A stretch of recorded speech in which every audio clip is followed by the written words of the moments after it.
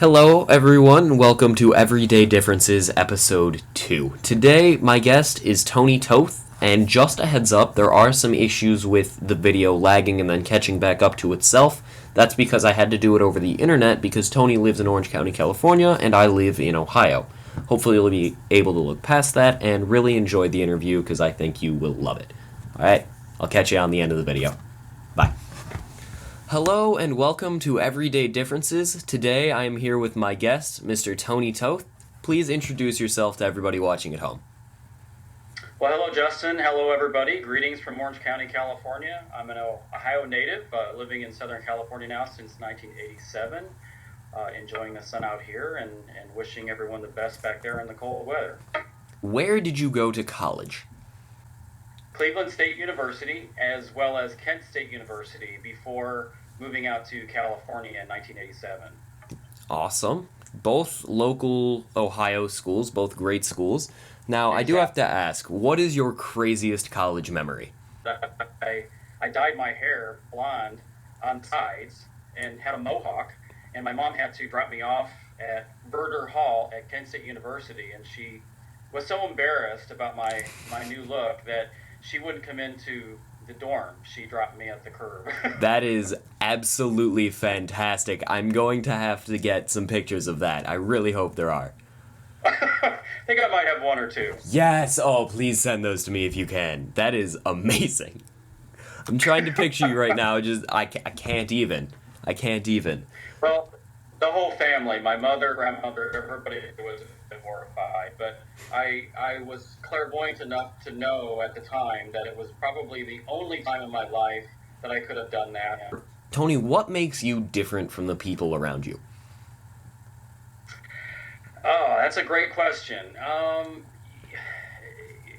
think I have great empathy for people. I'm able to really look at, I think, people and really feel for them, and I think what they're going through in life. I've always been that way. I'm able to insert myself into an individual to really understand how they must be viewing the world, how they're feeling, and how they're accepted. And I think that's just something that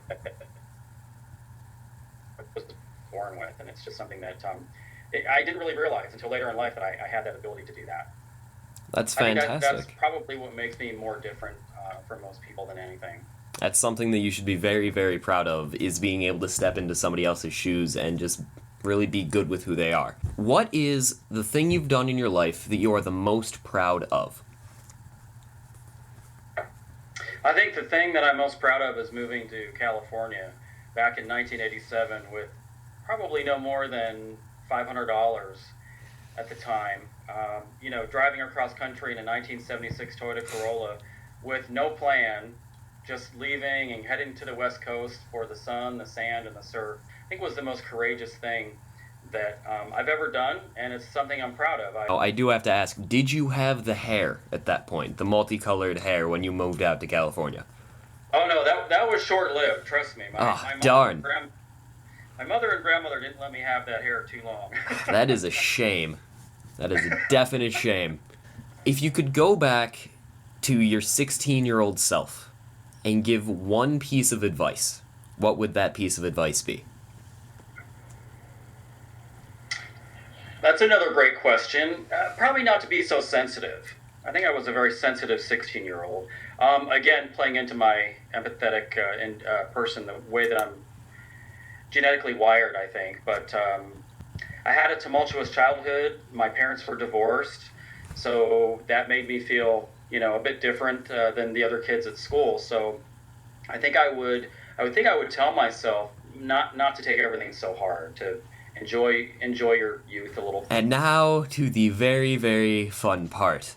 This is the lightning question round. I have the questions microphone here, and so. Okay, Mr. Larry King, I love it. Are you ready? Yes. All right. Now, if you had to have a mascot follow you around every day, what would the mascot be? Well, I actually have one right now. His name is Cody. He's my dog, Cody. I call him Kodybear because he looks like a little bear. So he's my real live mascot. You want to see him? I would love to. Here he is. Oh my gosh, this is Right here. amazing. Man's best friend, right? And mascot. Right. All right.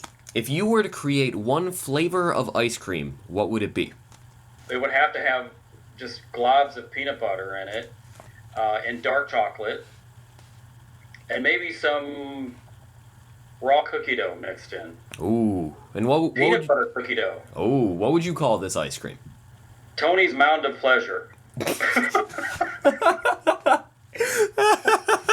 If you were to have one superpower, what would it be, and what would your superhero name be?